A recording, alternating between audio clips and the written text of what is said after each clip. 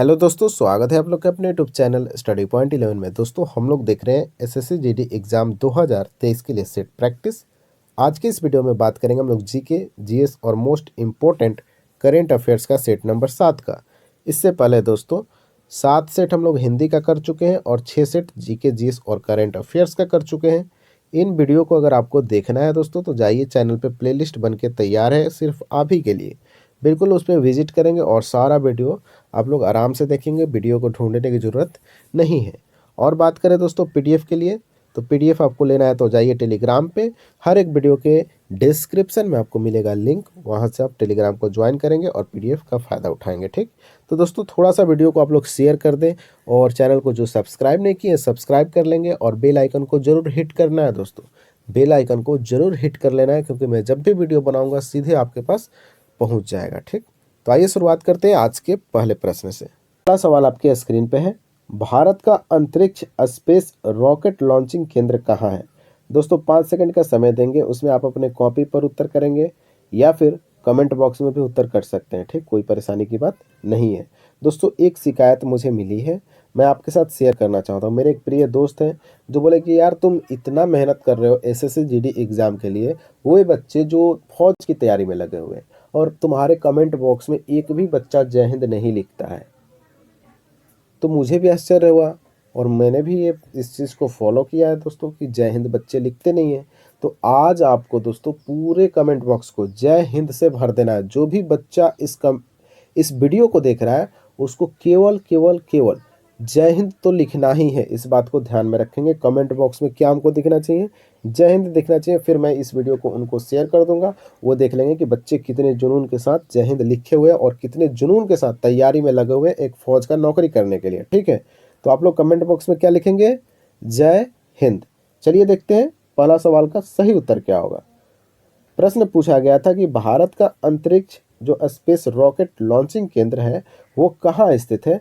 तो इस प्रश्न का दोस्तों सही उत्तर होगा ऑप्शन नंबर श्रीहरिकोटा, यानी राइट आंसर आपका ऑप्शन नंबर सी हो जाएगा, श्रीहरिकोटा। आप बोलेंगे सर श्रीहरिकोटा किस राज्य में है, हम बोलेंगे आंध्र प्रदेश में है। कहाँ है दोस्तों, श्रीहरिकोटा आपके आंध्र प्रदेश राज्य में है। ठीक है, और इसरो का सतीश धवन अंतरिक्ष केंद्र जो है यह प्रमुख प्रक्षेपण केंद्र है, यानी इसरो के द्वारा जो भी रॉकेट बनाया जाता है, जो भी मिसाइल बनाया जाता है वो कहाँ से लॉन्च किया जाता है, तो सतीश धवन अंतरिक्ष केंद्र जो कि आंध्र प्रदेश के श्रीकोटा में स्थित है। ठीक है, आइए बात करते हैं दोस्तों अब अगले सवाल का। आ गया पानीपत। पानीपत पानीपत पानीपत पानीपत की पहली लड़ाई में बाबर ने किसको हराया था।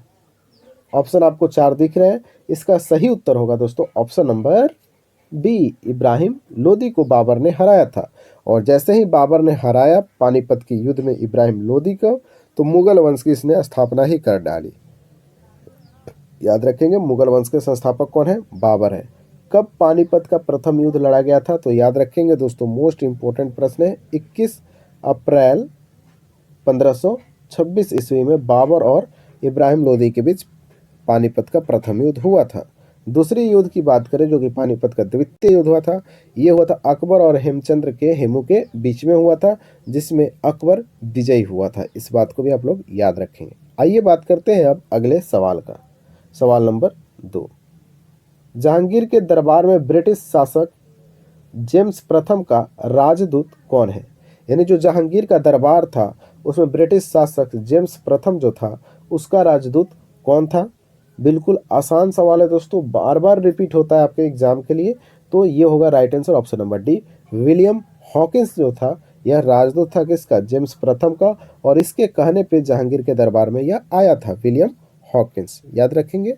आइए बात करते हैं थोड़ा सा विलियम हॉकिंस के बारे में। देखिए दोस्तों विलियम हॉकिंस जो है 1609 ईस्वी में जहांगीर के दरबार में आया था, आ गया, और जहांगीर ने हॉकिंस को 400 मनसब दिया तथा खान का उपाधि भी दिया। तो ये जो खान की उपाधि है ना, यह प्रश्न आपके पीसीएस के एग्जाम में भी पूछा जाता है और वनडे एग्जाम में भी पूछा जाता है। तो विलियम हॉकिंस को खान की उपाधि किसने दिया, तो जहांगीर ने दिया था। आइए बात करते हैं अब अगले सवाल का। किस दिल्ली सुल्तान ने राज्य की सहायता के लिए नहर सिंचाई व्यवस्था का प्रारंभ किया। देखिए प्रारंभ किया, शुरुआत किया, तो इसका सही उत्तर होगा दोस्तों option number C, Ghiyasuddin Tughlaq. लेकिन आपसे थोड़ा सा प्रश्न ऐसे पूछ ले कि किस दिल्ली सुल्तान ने राज्य की सहायता के लिए नहरों का जाल बिछा डाला? क्या बिछा डाला दोस्तों? नहरों का जाल, यानी सर्वाधिक नहर तंत्र फैलाने वाला व्यक्ति कौन था? तो आप यहाँ उत्तर करेंगे दोस्तों कि सर फिरोज शाह जो तुगलक था उसने नहरों का जाल बिछा दिया था। कौन? फिरोज शाह तुगलक।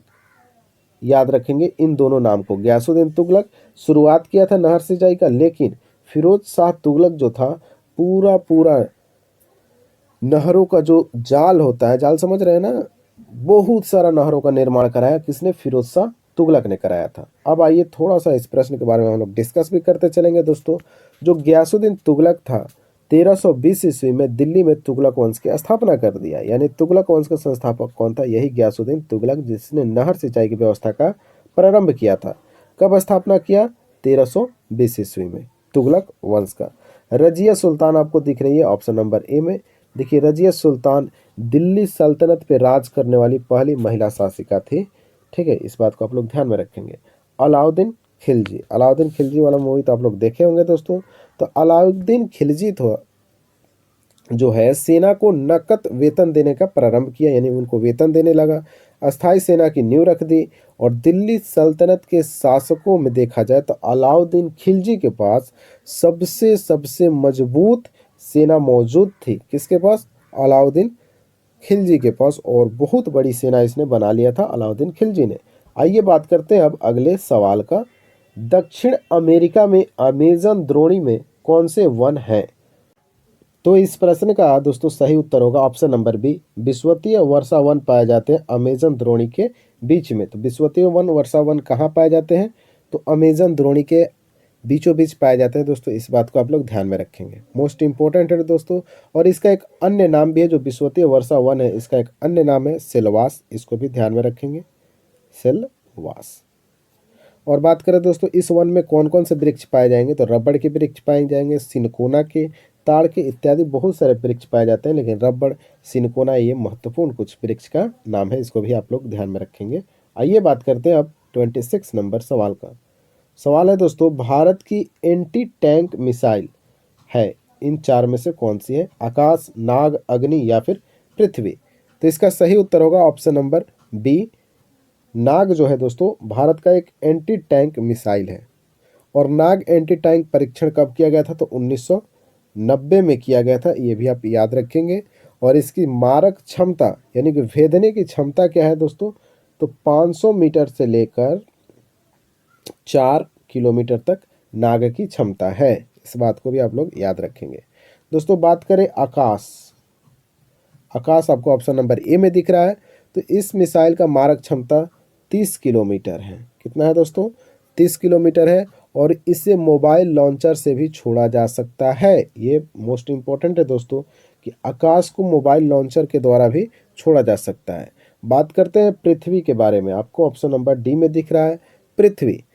यह जमीन से जमीन पर मार करने वाला और कम दूरी का बैलिस्टिक प्रक्षेपास्त्र मिसाइल है। याद रखेंगे यह जमीन से जमीन मार करता है।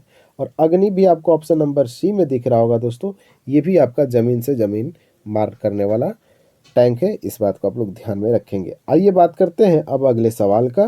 प्रकाश रासायनिक धूम कोहरे में हमेशा होता है। देखिए दोस्तों, प्रकाश रासायनिक धूम कोहरा में हमेशा होता है ओजोन। तो इसका सही उत्तर होगा 27 का ऑप्शन नंबर सी, ओजोन पाया जाता है प्रकाश रासायनिक धूम कोहरा में। तो दोस्तों प्रकाश रासायनिक धूम कोहरा जो है यह एक वायु प्रदूषण का अवस्था है। इस बात को आप याद रखेंगे। बात करें दोस्तों ये धूम कोहरा बनता कैसे है, तो चलिए मैं बताता हूँ। देखिए जब औद्योगिक कारखाना देखेंगे वहाँ से क्या निकलता है? धुआं बहुत मात्रा में निकलता है कंपनियों से। उसमें क्या मौजूद रहता है? नाइट्रोजन ऑक्साइड, नाइट्रोजन डाइऑक्साइड मौजूद रहता है। और सूर्य के प्रकाश में मौजूद रहता है हाइड्रोकार्बन। जब ये तीनों आपस में अभिक्रिया करते हैं, रिएक्शन करते हैं दोस्तों, तो धूम कोहरा का निर्माण होता है। और जिसका उदाहरण है ओजोन, फॉर्मल्डिहाइड और एक पैन भी बोला जाता है। ये भी आप याद में रखेंगे, ठीक। इनका निर्माण होता है और यही अवस्था जो है आपके वायु प्रदूषण की एक अवस्था बन जाती है, जिससे दोस्तों मनुष्य के आँख में जलन होती है, नाक, गला, इन सब में जलन और सांस लेने में समस्या पैदा हो जाती है। दोस्तों याद रखेंगे, धूम कोहरा में हमेशा क्या पाया जाता है? ओजोन पाया जाता है। आइए बात करते हैं अब अगले सवाल का। फिलीपींस में प्रयोग की जाने वाली मुद्रा कौन सी है? तो मुद्रा से सवाल आपके पेपर में पूछे जा सकते हैं, ध्यान रखेंगे। तो फिलीपींस में प्रयोग की जाने वाली मुद्रा का नाम है दोस्तों, ऑप्शन नंबर ए, पेसो। क्या इसका राइट आंसर होगा? पेसो जो है फिलीपींस में प्रयोग की जाने वाली मुद्रा है। बात करें दोस्तों, येन जो है जापान की मुद्रा है, और यूरो जो है दोस्तों, यूरोपियन संघ जो है दोस्तों, उसके 20 देशों की मुद्रा कौन सा है? यूरो है। इस बात को आप लोग ध्यान में रखेंगे। और डॉलर आपके अमेरिका का हो जाएगा। आइए बात करते हैं अब अगले सवाल का। एक बहुराष्ट्रीय शांति अभ्यास एक्स खान क्वेस्ट 2022 किस देश में शुरू हुआ है? ऑप्शन है रूस, भारत, चीन या फिर मंगोलिया। तो दोस्तों इस प्रश्न का सही उत्तर होगा ऑप्शन नंबर डी, मंगोलिया में एक्स खान क्वेस्ट 2022 बहुराष्ट्रीय शांति अभ्यास की शुरुआत की गई है। कहाँ? मंगोलिया में। नेक्स्ट, खबरों में रहा कैपस्टोन मिशन किस एजेंसी से संबंधित है? कैपस्टोन मिशन दोस्तों किस एजेंसी से जुड़ा हुआ है? तो इसका सही उत्तर होगा ऑप्शन नंबर डी, नासा से जुड़ा हुआ है दोस्तों। नासा से जुड़ा हुआ है कैपस्टोन मिशन, याद रखेंगे। आइए बात करते हैं अब अगले सवाल का। किस देश की Samantha Cristoforetti international space station की कमान संभालने वाली पहली यूरोपीय महिला बन गई है? तो इस प्रश्न का दोस्तों 31 का right answer option number D, Italy. क्या उत्तर हो जाएगा दोस्तों? इटली की थी। तो सामंथा क्रिस्टोफोरेटी जो कि इटली की रहने वाली है, इन्होंने इंटरनेशनल स्पेस स्टेशन की कमान संभाल ली है और पहली यूरोपीय महिला भी बन गई है। आइए बात करते हैं अब अगले सवाल का। किस देश में हाइड्रोजन से चलने वाली यात्री ट्रेन का दुनिया का पहला बेड़ा लॉन्च किया गया? यानी दोस्तों हाइड्रोजन से चलेगी यह ट्रेन गाड़ी, जिसमें यात्री के बैठने के लिए व्यवस्था की गई है। तो पहला ट्रेन लॉन्च किया है किस देश ने, ये आपको बताना है। तो इसका सही उत्तर होगा ऑप्शन नंबर सी, जर्मनी ने दोस्तों हाइड्रोजन से चलने वाली यात्री ट्रेन का शुभारंभ भी कर दिया है। कौन? जर्मनी। याद रखेंगे, मोस्ट इंपॉर्टेंट है आपके पेपर के लिए ये सारे करेंट अफेयर्स। आइए बात करते हैं अगले सवाल का। डॉगर बैंक कहाँ स्थित है? ऑप्शन ए अटलांटिक महासागर, ऑप्शन बी प्रशांत महासागर, ऑप्शन सी आर्कटिक महासागर या फिर ऑप्शन डी हिंद महासागर में स्थित है। तो इस प्रश्न का दोस्तों सही उत्तर क्या होगा आपको बताना है। तो 33 का right answer option number A, Atlantic महासागर में स्थित है डॉगर बैंक।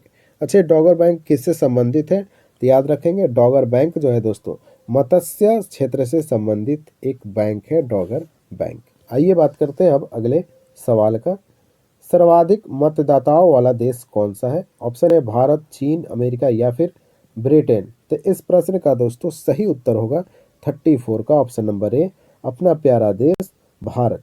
सर्वाधिक मतदाताओं वाला देश कौन है दोस्तों? भारत है। और आपको पता है कि 17वीं लोकसभा चुनाव भी हाल ही में हुआ था, उसमें कुल 90 करोड़, कितने दोस्तों? 90 करोड़ मतदाता थे। इस बात को आप ध्यान में रखेंगे, यानी 18 साल से उम्र की जनसंख्या 90 करोड़ के करीब में थी। आइए कुछ और फैक्ट जानते हैं दोस्तों। विश्व में भारत जो है सबसे बड़ा लोकतंत्र वाला देश है। विश्व में प्रथम लोकतंत्र की शुरुआत कहाँ से हुआ था? अमेरिका से हुआ था।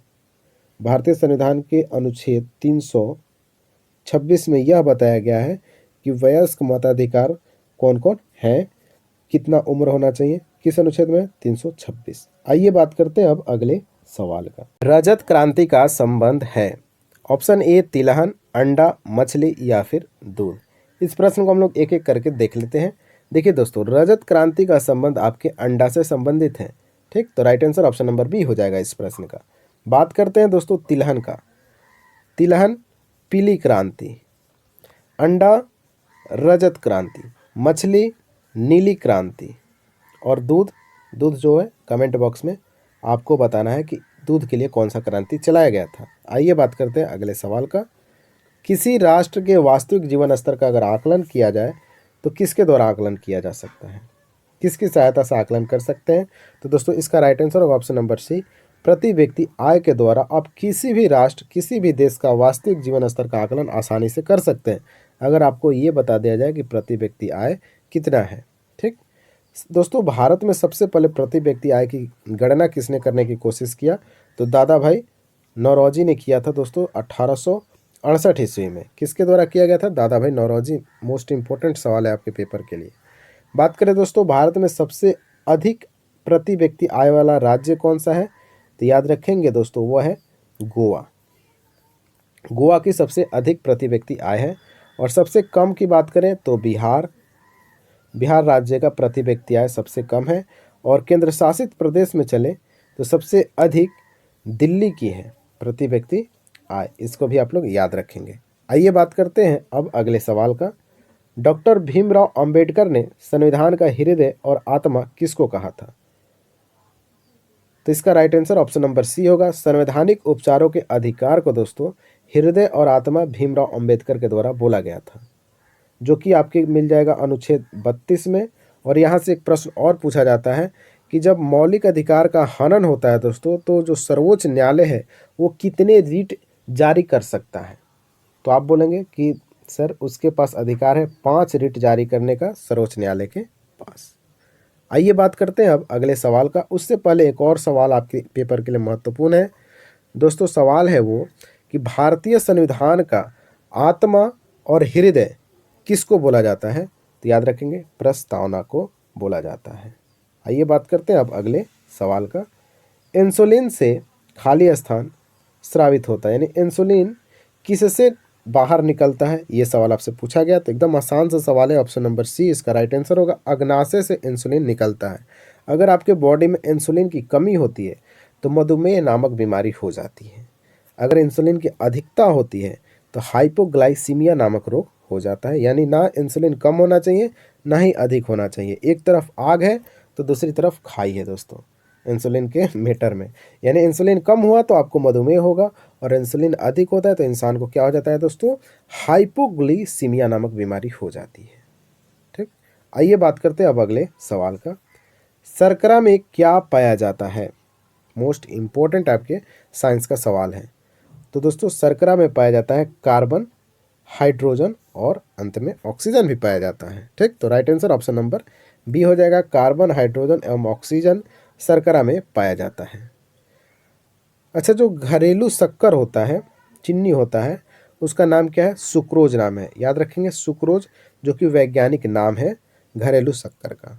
फ्रक्टोज किस में पाया जाता है? तो ये फलों में पाया जाने वाला एक प्रकार का शक्कर होता है फ्रक्टोज, इसीलिए मीठा लगता है फल। याद रखेंगे। आइए बात करते हैं आज के अंतिम सवाल है सवाल नंबर 40। बिल्कुल आसान, इसका उत्तर तो आप ही देंगे कमेंट बॉक्स में, मैं नहीं देने वाला हूँ इस प्रश्न का उत्तर। सवाल है कि शरीर में विटामिन डी की कमी से कौन सा रोग उत्पन्न होता है? मैं इस प्रश्न का उत्तर नहीं दूंगा, आप लोग देंगे। कहाँ देंगे आपको तो पता है, कमेंट बॉक्स में जाना है और इस प्रश्न का भी उत्तर कर देना है। और वीडियो के अंत में डिस्क्रिप्शन में दोस्तों कमेंट बॉक्स में जय हिंद हमको देखना है। जितने भी स्टूडेंट इस वीडियो को देखेंगे जय हिंद लिखना ना भूलेंगे। ठीक, तो चलिए दोस्तों इस वीडियो को यहीं पे समाप्त करते हैं। जो भी प्रश्न मैंने वीडियो के दौरान पूछा है आप लोग कमेंट बॉक्स में देने की कोशिश करेंगे, अपना स्कोर भी शेयर करेंगे दोस्तों। मिलते हैं अब नेक्स्ट वीडियो के साथ, तब तक के लिए जय हिंद, जय भारत।